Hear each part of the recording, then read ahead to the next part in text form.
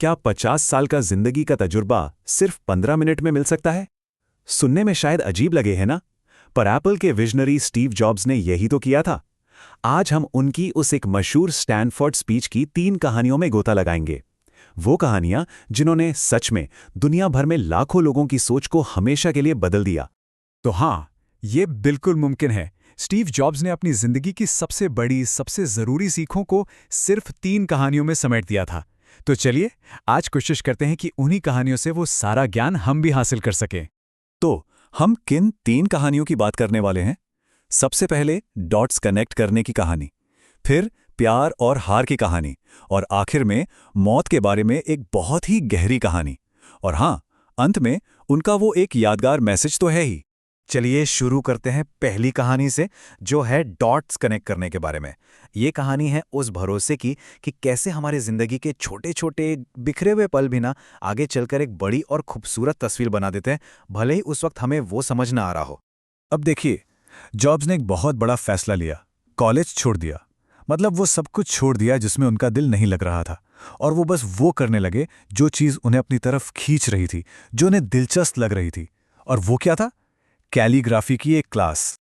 अब मजे की बात देखिए, उस वक्त भला कौन सोच सकता था कि एक मामूली सी, शायद बेकार लगने वाली कैलीग्राफी क्लास टेक्नोलॉजी की दुनिया में इतनी बड़ी क्रांति ले आएगी। पर सच यही है, उसी क्लास की वजह से मैक दुनिया का पहला ऐसा कंप्यूटर बना जिसमें इतने सुंदर अलग अलग तरह के फॉन्ट्स थे। एक ऐसी चीज जिसके बिना आज हम काम करने की सोच भी नहीं सकते। तो इस कहानी का सबसे बड़ा टेक अवे क्या है? यही कि हमें ये भरोसा रखना ही होगा कि आज जो ये बिखरे हुए डॉट्स हैं ना, ये भविष्य में जाकर कहीं ना कहीं जुड़ जरूर जाएंगे। और यही भरोसा, यही यकीन हमें अपने दिल की आवाज सुनने की हिम्मत देता है, तब भी जब रास्ता बिल्कुल साफ ना हो और बहुत मुश्किल लग रहा हो। चलिए, अब आते हैं दूसरी कहानी पर। यह कहानी है प्यार और हार की। एक ऐसी कहानी जो बताती है कि सफलता की चोटी से गिरने और फिर से उठ खड़े होने का मतलब क्या होता है। जरा सोचकर देखिए, एक गैराज में शुरू हुई कंपनी सिर्फ 10 साल के अंदर $2 बिलियन की बन जाती है। हजारों लोग काम कर रहे हैं, और फिर 30 साल की उम्र में जब कोई अपने करियर की पीक पर होता है, उसे उसी कंपनी से निकाल दिया जाता है जिसे उसने खुद बनाया था। ये कोई फिल्म की कहानी नहीं, ये स्टीव जॉब्स के साथ सच में हुआ था। जाहिर है ये उनके लिए एक बहुत बहुत बड़ा झटका था, दिल तोड़ने वाला। लेकिन कभी-कभी सबसे बुरी चीज ही सबसे अच्छी साबित होती है। इसी एक झटके ने उन्हें सफलता के उस भारी बोझ से आजाद कर दिया, और यहीं से उनके जीवन के सबसे क्रिएटिव, सबसे इनोवेटिव दौर की शुरुआत हुई। अगले 5 सालों में क्या हुआ? उन्होंने सिर्फ कमबैक नहीं किया, उन्होंने 2 और शानदार कंपनियां खड़ी कर दी, नेक्स्ट और पिक्सार। और फिर एक जबरदस्त ट्विस्ट के साथ एप्पल में उनकी शानदार वापसी हुई। तो यहां सबसे बड़ी सीख क्या है? यह है जुनून की ताकत, पैशन की पावर। अपने काम के लिए उनका जो प्यार था ना, वही वो आग थी जिसने उनकी वापसी को मुमकिन बनाया।